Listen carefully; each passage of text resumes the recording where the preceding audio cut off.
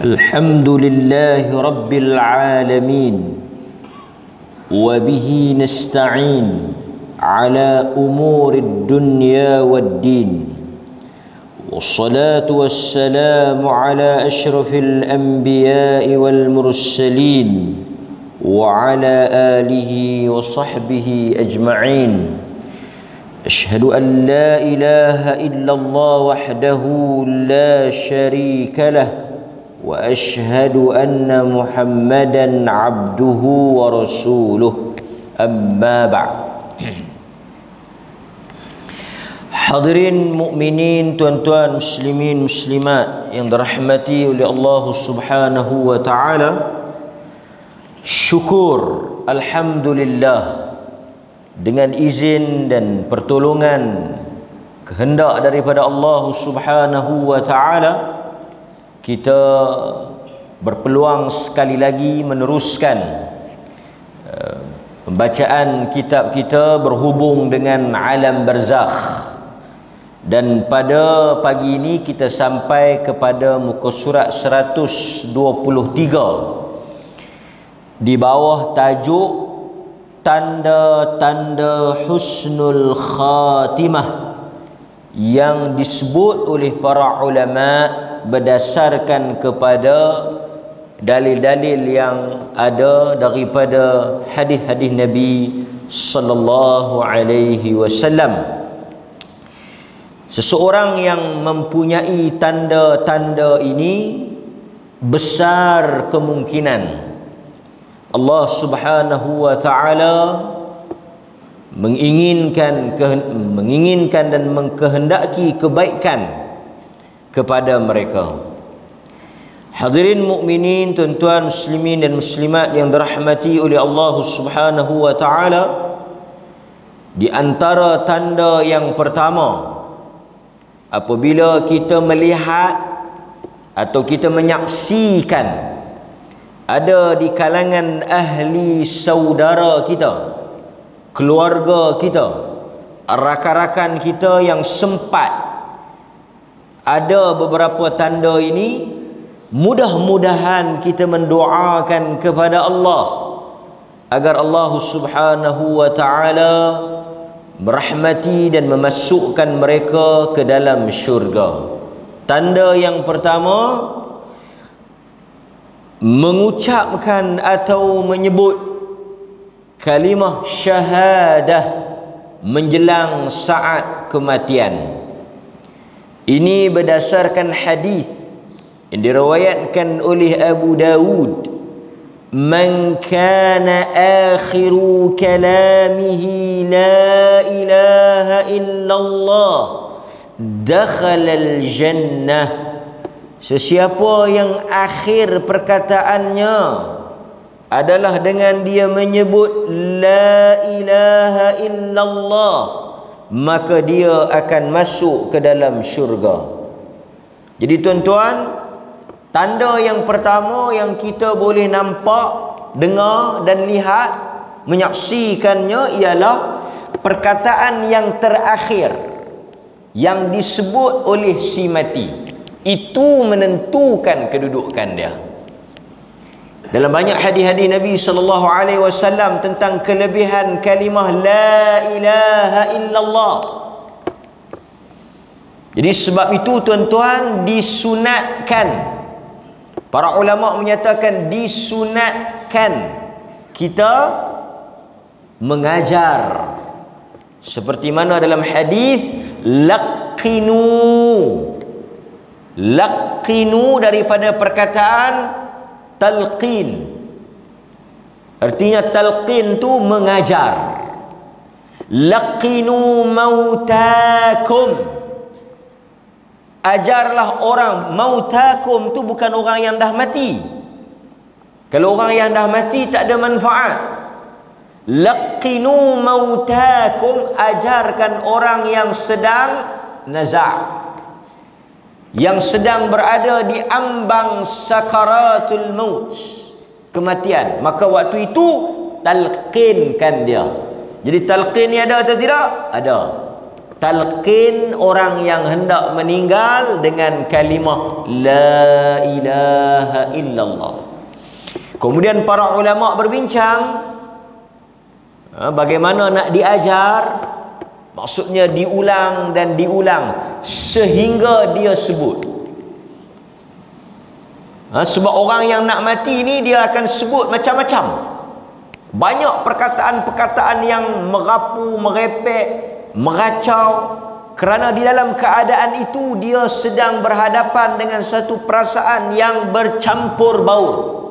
Orang yang nak mati ni tuan-tuan tengok kadang-kadang dia mericau, keluar macam-macam daripada perkataan, daripada mulut dia. Jadi kita ahli keluarga yang berada dekat dengan dia ni patut mengambil tanggungjawab, pergi bisik di telinga dia tu, ajar dia la ilaha illallah dalam keadaan tidak memberatkan dia lah. Jangan ditekan sangat sampai jadi satu paksaan ataupun satu benda yang menyusahkan dia. Kemudian disebut juga oleh sebahagian di kalangan ulama, hendaklah kita mengajar sehingga dia sebut perkataan tu, dan apabila dia sebut perkataan tu kita berhenti. Kita ajak dia, dia sebut la ilaha illallah, berhenti, cukup. Dan kita hendaklah mengelakkan daripada dia bercakap, sebab kita nak the last word, kalimah akhir yang keluar itu ialah la ilaha illallah. Jadi kita cukup, dia sebut kita berhenti, biar dia pergi dengan kalimah itu. Andai kata selepas dia sebut perkataan la ilaha illallah tu ada perkataan lain yang dia sebut, dia sebut dia nak ayak ke, dia sebut dia tanya orang nu ke, dia sebut apa ke, dia bercakap balik, maka kita kembali mengajar dia semula. Itu apa yang disebut oleh sebahagian daripada kalangan ulama. Dia kata bila dia cakap benda-benda lain, keluar mulut-mulut daripada mulut dia perkataan yang lain, ajak balik. Sebab kita nak perkataan akhir tu. Kalau dia sebut, berhenti, cukup. Sebahagian pihak, kalau okey, yang sunnah, yang jelasnya kita pergi ajak dia la ilaha illallah. Manakala amalan membaca Al-Quran di samping orang yang sakit ini ada riwayat yang sebut, walaupun riwayat itu tidak kuat, lemah, tetapi kita boleh amal lah di atas apa? Di atas kelebihan amalan lah. Antaranya riwayat apa? Bacakan Yasin kepada orang yang hendak mati di kalangan kamu agar dipermudahkan roh dia keluar. Ada riwayat itu. Bacakan Yasin kepada orang yang hendak meninggal, mautakum. Sama macam hadis itu. Iqra'u Yasin, bacalah Yasin. Walaupun riwayat itu lemah, tapi kita boleh mengambil untuk beramal dengan kita bertawassul dengan amalan soleh kita. Mudah-mudahan kita baca ayat Al-Quran ni, Allah Subhanahu wa taala mempermudahkan urusan roh dia keluar, kan? Bacalah Al-Quran, masing-masing bacalah, dengan kita berharap agar Allah Subhanahu wa taala memudahkan. Bukan kita nak mati. Dia dah hampa baca laju sangat, baca banyak sangat ni, apa nak aku mati cepat ke? Tak. Kan? Bukan kita nak, kita minta dia mati, tapi nak memudahkan. Sekiranya kematian itu lebih baik untuk dia, maka dipermudahkan urusan roh itu keluar.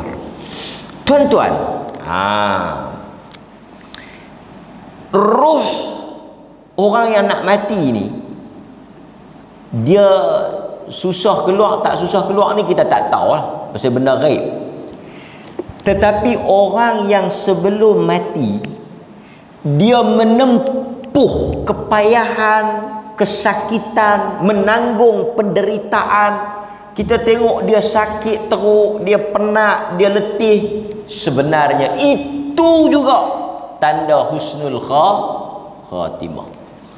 Kalau kita boleh tengok di dalam topik ataupun nombor 2 tu, dahi berpeluh. Kita tengok muka surat sebelah. Dahi berpeluh ketika kematian. Dahi berpeluh ketika kematian. Nampak? Hadis daripada Buraidah bin Al-Husayb radhiyallahu anhu, beliau berkata, aku pernah mendengar Rasulullah sallallahu alaihi wasallam bersabda, mautul mu'min bi'araqil jabin. Kematian orang beriman akan dilihat, akan zahir bi'araqin, dengan peluh di dahinya. Jadi tuan-tuan pergi tengok satu orang dia berpeluh di dahi dia, itu husnul khatimah. Peluh ni maksudnya apa? Dia nak mati tu teruk sampai pecah peluh. Dia bukan peluh tiba-tiba. Kita peluh ni bila kita buat kerja teruk, kita angkat barang, kita berlari, berpeluh. Jadi orang yang nak mati dia sakit sampai dia pecah peluh. Jangan tuan-tuan pergi tutup kipas pula. Tutup kipas, tutup aircon, biar berpeluh. Bagus ustaz kata kalau mati berpeluh ni. Yang tu dia panggil bendul. Bendul, dia betul bendul. Berpeluh ni maksudnya dia tak okey. Orang yang beriman ni bila dia sakit, dia tahan, dia teruk nak mati ni sampai pecah peluh. Pasal apa kita kata bagus?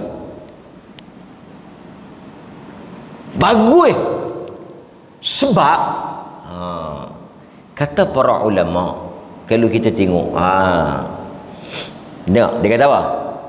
Kita tengok yang bawah tu dulu. Dia mati dalam keadaan okey, yang ni tak. Yang ni tafsiran ni saya baca. Tafsiran yang pertama dia kata, orang yang berpeluh ni dia ada 2-3 tafsiran. Tafsiran yang kita boleh sebut ni, orang yang sakit ketika berpeluh ni, Allah Subhanahu wa taala, sebab orang beriman ni setiap kepayahan, kesusahan, kesakitan, keletihan, dugaan yang kena pada dia menjadi apa? Kafarah.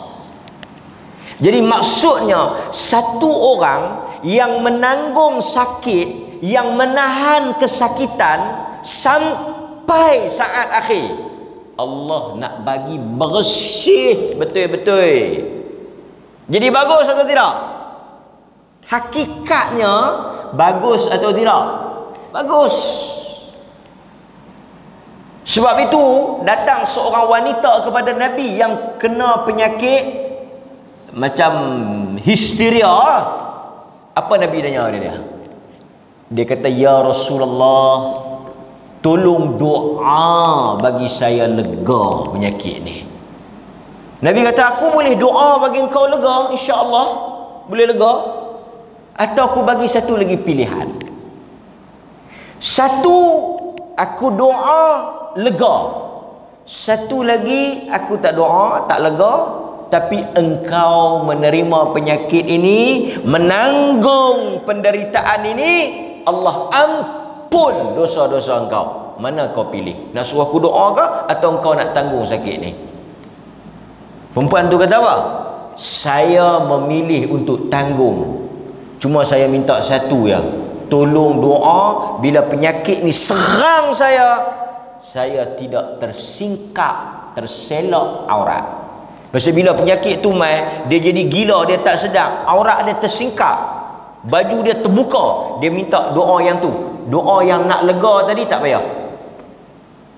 Maksudnya dia memilih untuk tanggung sakit itu, untuk menanggung penderitaan itu. Sebab apa? Kerana kata Nabi, Allah akan ampun dosa dia yang begitu banyaklah. Maksudnya banyak dia dapat kelebihan kalau dia terima sakit tu. Dan di kalangan fuqaha, ulama berbeza pendapat tentang hukum berubat. Tuan-tuan sakit, apa hukum tuan-tuan pergi berubat? Ulama berbeza pendapat. Tuan-tuan sakit demam ke apa, dia tabang sakit pergi makan ubat ke apa, tak apa, sakit dia lega. Apa hukum berubat? Sebahagian ulama kata wajib, kalau dia tak pergi berdosa. Tapi di sisi sebahagian ulama seperti Al-Imam Syafi'i, mazhab Al-Imam Syafi'i, dia kata sunat. Maksudnya kalau satu orang dia boleh tanggung, dia tak mau pergi berubat, dia tak berdosa. Sunat ya dia pergi berubat. Kenapa? Kerana hadis tadi Nabi bagi pilihan, sama ada nak lega atau nak tanggung. Sebab tuan-tuan, kerana itu antara cara Allah membersihkan dosa kita. Jadi hukum berubat pun khilaf. Jadi saya nak bagi tahunya, bila tuan-tuan tengok satu orang sakit, bagus atau tidak? Bagus. Zahirnya pasal itu Quran kata wa asa an takrahu syai'a. Boleh jadi ada benda, Quran kata wa asa an takrahu syai'a. Boleh jadi asa banyak benda yang kamu benci, wa huwa khairul lakum, dia adalah baik untuk kamu. Jadi sebab itu kita baca banyak hadis orang-orang yang sakit ni, bila dia bangkit esok, Allah Ta'ala nak apa? Allah Ta'ala nak bersihkan dia daripada dosa dia. Jadi dia peluh ni, dia tahan, dia sakit ni sampai lah-lah sekali pecah peluh, habis dosa dia. Ada juga di kalangan para ulama seperti yang dibawa oleh pengarang kitab kita ni, penulis buku kita ni, dia kata jika seorang mukmin sedang dalam sakaratul maut, peluh itu ialah siraman air yang dibawa oleh malaikat. Nah, itu apa yang dinukilkan daripada Dr. A'id Al-Qarni. Dr. A'id Al-Qarni dia kata apa? Dia kata yang peluh itu ialah siraman air yang dibawa oleh malaikat. Jangan tuan-tuan pergi ambil pergi spray pula. Dia kata tengok Pok Hang ni tak pecah peluh apa semua, pergi ambil spray bagi nampak macam berpeluh sikit. Yang tu tak haji. Yang tu air kita. Yang tu peluh buatan tak pakai. Yang ni dia peluh. Jangan tengok peluh. Nampak peluh, alhamdulillah. Nampak peluh, subhanallah. Nampak peluh, Allahu akbar. Nampak berpeluh, tengok pak kita mati berpeluh, masya-Allah, tabarakallah. Mudah-mudahan ini tanda Allah Ta'ala menutup kehidupan dia dengan penutup yang baik. Satu orang yang sakit sampai ke mati, menanggung kesusahan, tentu ada nilai dia di sisi Allah, kan? Nampak? Kemudian tuan-tuan, ada juga pandangan yang berkata dia mati dalam keadaan bekerja keras dan bersungguh-sungguh dalam melakukan amal saleh. Oleh itu peluh yang keluar di dahinya itu ialah tanda di atas kesungguhan dia melakukan ibadah. Ini semua yang termasuk apa yang saya sebut tadi ialah tafsiran peluh itu sebagai tanda orang baik mati. Nampak? Baik. Kalau satu orang tak berpeluh, adakah itu tanda buruk? Tak. Tanda baik ni banyak. Jadi tuan-tuan tak boleh kata mati je pak dia ke mak dia, hampir tengok tak peluh, dok abang pi dah pak kita. Tak boleh awak abang pegang lepas mati, pegang pula. Tak ada harus ada. Bukan itu maksudnya. Salah satu, bukan itu penentu segala-galanya. Banyak lagi. Mari kita tengok, kan? Kita perhabis tengok pagi ni, kan? Salah satu. Sekali lagi boleh takat dua, dia duk pegang dua tu. Dah ada lagi la ilaha illallah, berpeluh di dahi. Yang ketiga mati. Walaupun hadis ni saya bagi tahu kat tuan-tuan, berlaku perselisihan sahih ke tak? Sahih ke tak? Iaitu meninggal pada malam Jumaat atau pada siangnya. Ini berdasarkan kepada hadis Nabi sallallahu alaihi wasallam, "Ma min muslim yamutu yawmal jumu'ah aw lailatal jumu'ah illa waqahu Allahu fitnatal qabr." Mana-mana orang Islam yang meninggal pada siang hari atau pada malam Jumaat akan diselamatkan oleh Allah daripada fitnah kubur. Yang orang kata mati bagus malam Jumaat, mati bagus malam Jumaat tu sandaran dia riwayat ni. Tapi riwayat ni tuan-tuan diperselisihi kesahihan dia.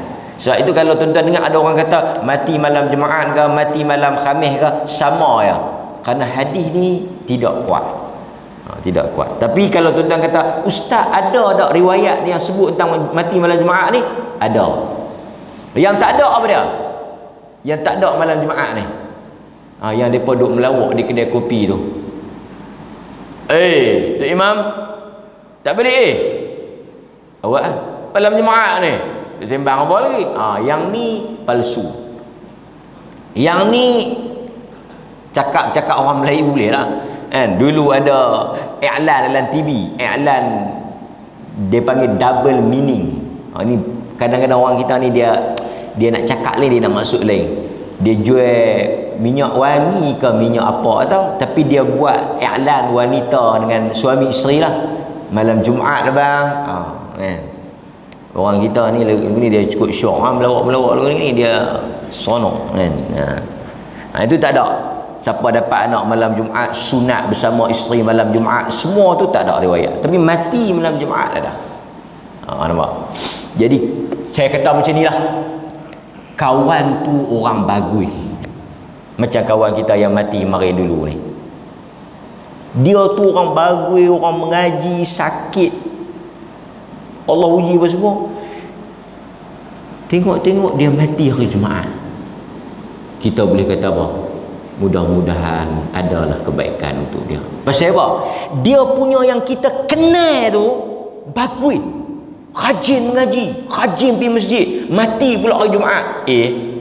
Tapi kalau kaki ekor, kaki ketum, kaki segala kaki tak guna ni, Jumaat mai sembahyang pun boleh kira. Raya tu pun nak tengok payah. Tiba-tiba dia mati hari Jumaat, kita kata Allahu Akbar, kawan aku ni baguslah awak. Cina kedai ekor tak buka lagi, dia beratok dah mati hari Jumaat. Yang ni tak ada lah. Jumaat Sabtu Ahad tak kira. Queen Elizabeth pun hari tu mati hari Jumaat lah. Queen Elizabeth mati hari apa? Mati hari Jumaat lah tu. Pada hari dia mati tu bukan takat mati hari Jumaat, naik pelangi di istana dia tu. Jangan main tuan-tuan. Tuan-tuan mati pun tak naik pelangi, dia adalah tak mati lagi kan. Okey, baik. Lepas tu ada orang kaitkan dengan tengok mati hujan ni ada kaitan tak? Mari kita tengok. Yang keempat. Okey. Mati hari apa ni kita jangan usah hati. Pasal apa? Bukan kita yang memilih. Yang ni beyond control, luar pada kawalan kita serah Allah Ta'ala kan. Cuma kalau tuan-tuan mati hari Selasa, saya akan mati hari Rabu, kita jangan susah hati. Ada lagi tanda-tanda lain. Yang keempat, seseorang itu meninggal dunia ketika sedang saat semasa beramal saleh. Man qala la ilaha illallah hasanun ibtigha'a wajhillah khutima lahu biha dakhalal jannah wa man tasaddaqa bi sadaqatin ibtigha'a wajhillah khutima lahu biha dakhalal jannah. Sesiapa yang mengucapkan la ilaha illallah kerana mengharapkan keredaan Allah ikhlas, dan itulah amalan dia yang terakhir, dia akan masuk syurga. Sesiapa yang bersedekah dengan sesuatu ikhlas kerana Allah, kemudian dia meninggal dalam keadaan dia bersedekah, dia akan masuk syurga. Jadi tuan-tuan, kalau tuan-tuan mati masa sedang tengah buat amal kebaikan, amalan soleh, mati tengah semayang, mati tengah mengaji, mati tengah puasa, mati tengah baca Quran, mati tengah berzikir, mati tengah bersedekah, mati tengah umrah, mati tengah haji, mati tengah buat ibadat ni kira tapi sebab macam selalu saya kata, nak mati lagu tu kena buat daripada lah. Pasal tuan-tuan bukan tahu, awak abang semayang lohok hari Senin ni, tidak kemarin tak mayang, hari ni aku nak mati. Kita tak tahu. Pasal itu orang yang mati ni memang tuan-tuan tengok contoh, banyak contoh. Satu orang yang dia mati, dulu saya ada seorang jiran Germany, dia masuk Islam. Germany, dia Jerman, dia masuk Islam. Dia duduk depan rumah saya tu. Bagus dia ni, dia rajin pergi salat jamaah di Masjid Alwi, Kayu Basikal. Dia akan pergi sembahyang Masjid Alwi, dan dia akan duduk sorang-sorang ya.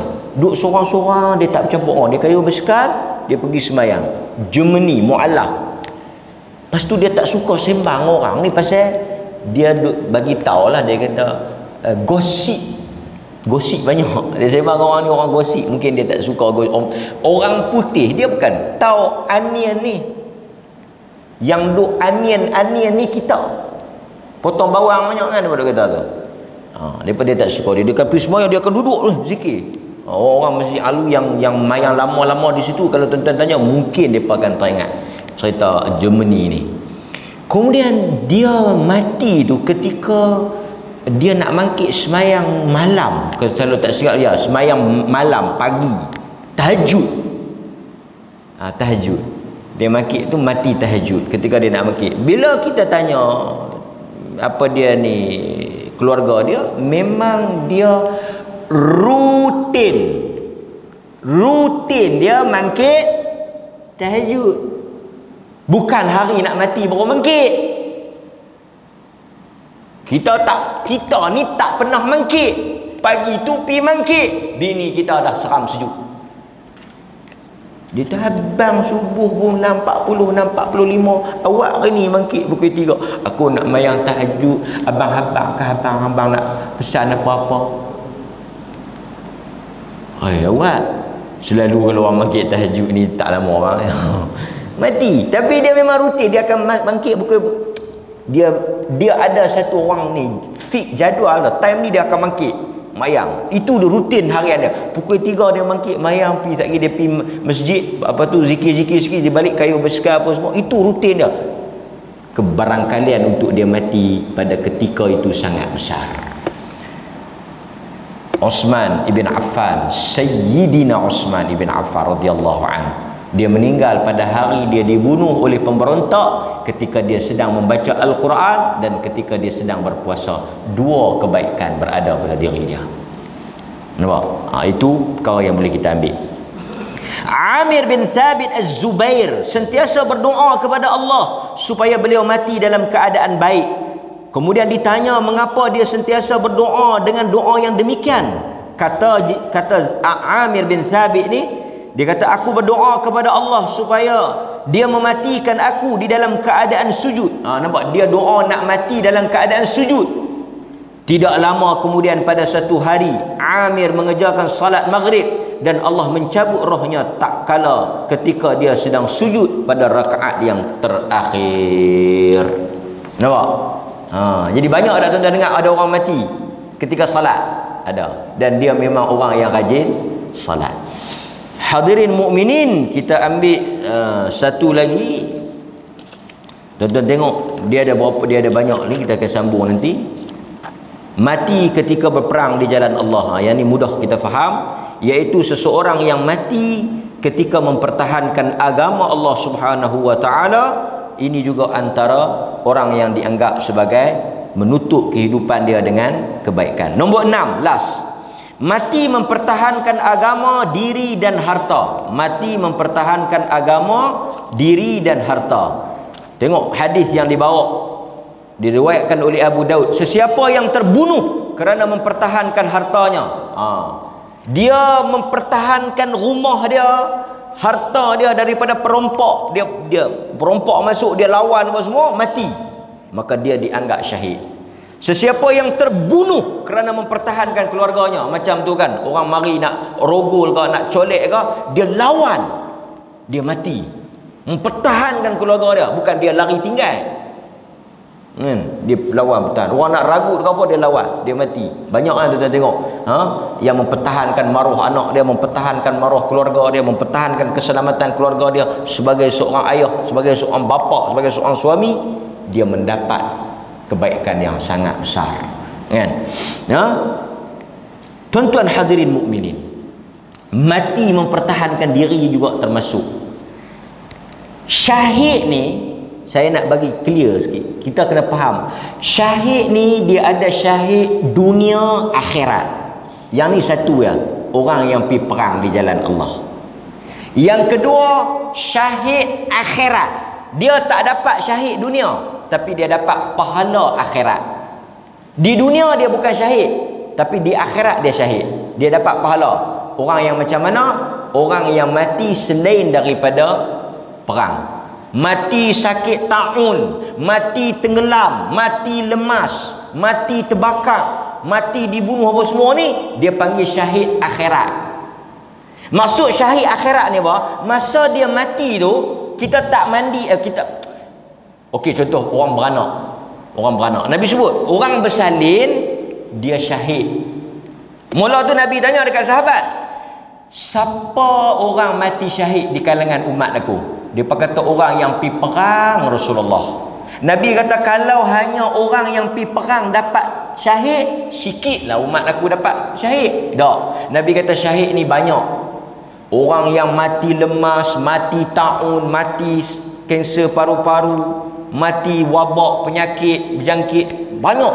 Jadi nak abang apa? Nak bagi tahunya kita untuk dapat pahala syahid ni ada chance. Tapi masa di dunia urus macam biasalah, mandi, kafan, semayang apa semua ke bumi macam biasa.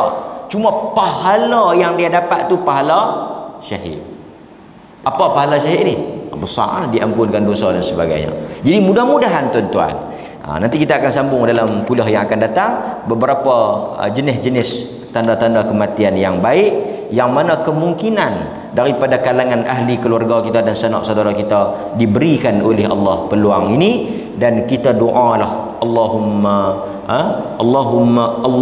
khtim lana bi husnil khatimah. Jadikan ni salah satu daripada doa kita. Allahumma khtim lana bi husnil khatimah wa la takhtim alaina ya Allah bisu'il khatimah. Mati dengan penutup yang baik. Dapat? Jadi hadirin mukminin, mudah-mudahan itu sahaja kuliah kita pada pagi ini, dan tuan-tuan semua dapatkan.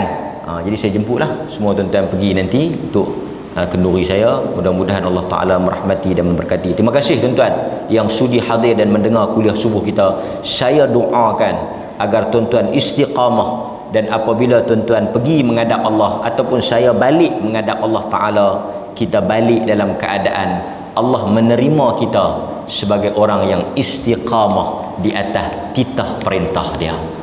Kehidupan ini akan berakhir, hidup ini akan mati. Buku yang kita baca ni pun dah nak habis. Tak ada benda yang akan kekal, dan tidak akan benda yang tidak ada penamat dia, melainkan Allah huwal hayyul qayyum. Kita akan mati. Masa tu sahabat kita yang meninggal baru ni ada cerita menarik tentang dia. Saya jumpa adik-beradik dia, saya tak sempat pergi salat jenazah kerana ada urusan kecemasan di luar kawasan. Tapi saya lepas tu saya jumpa keluarga dia, saya pergi satu tempat. Dia kata dia sebelum dia meninggal dia sakit. Dia Allah uji dia sakit. Dia tak boleh pergi mana. Keluarga dia cerita, adik-beradik dia cerita, dia sakit, dia tak boleh pergi mana. Dia sakit, dia tak boleh pergi mana. Dia sakit, dia tak boleh pergi mana. Allah bagi dia lega sat.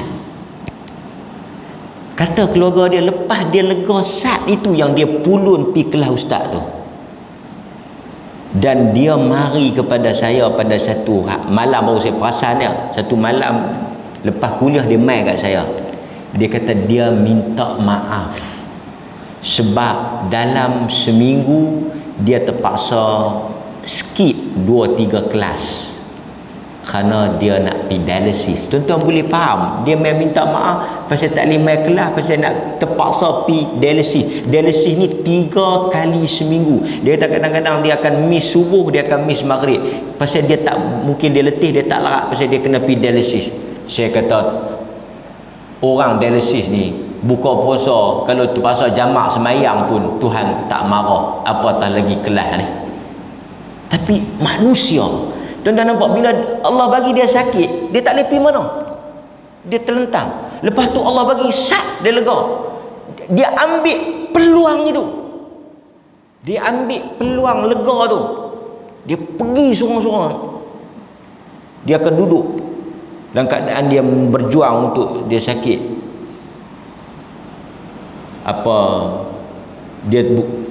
Tapi Allah Ta'ala takdirkan dia meninggal. Tapi sangat indah cerita itu. Apabila dia diberi kesihatan, kesihatan itu membawa dia dekat kepada Allah. Dan apabila orang sebut, orang tak kenal dia, bila orang sahabat malam sebelum dia meninggal tu, isteri dia WhatsApp dia, kata esok dia nak esok kritikal, malam tu kritikal, esok kita tak tahulah, tapi malam tu sangat kritikal. Dia tak habaq dia sakit, tapi isteri dia WhatsApp kata kritikal ustaz. Kritikal ustaz. Apabila saya sebut, berapa orang mari jumpa saya, yang duduk atas kerusi tu ke, yang rajin mai ikut kelas tu ke, sebelum dia mati orang telah menyebut kebaikan dan orang mengenali dia sebagai orang yang rajin mengaji. Orang macam mana orang interview dia? Oh, saya perasan dia duduk atas kerusi. Oh, saya tahu, saya cam dia. Dia akan mai duduk tepi. Oh, yang rajin pergi duduk ada, sentiasa duduk ada. Indahnya manusia apabila dia menutup kehidupan dia dengan kata-kata dan pujian orang. Pujian yang ikhlas, yang orang saksikan dia daripada kalangan orang-orang yang beriman. Ini pujian ni lebih hebat daripada kita dapat ijazah ke, dapat pangkat datuk ke, orang kata tahniah pangkat ni, dah tahniah dapat ni, tahniah dapat anak ke apa. Pujian yang lebih besar ketika orang menyebut di hari kematian kita dengan sebutan, dengan ucapan yang menyaksikan kita orang beriman. Tidak ada ucapan dan pujian lebih besar pada ketika itu, kata-kata yang kita tunggu nak dengar. Ini satu pengajaran yang saya rasa sangat besar pada kita. Mudah-mudahan Allah Ta'ala rahmat dia dan rahmat kita, ampun dosa dia dan ampun dosa-dosa yang kita buat ni tuan-tuan. Wassallallahu ala nabiyyina Muhammad wa ala alihi sahbihi wasallam. Alhamdulillahirabbil alamin. Assalamualaikum warahmatullahi wabarakatuh.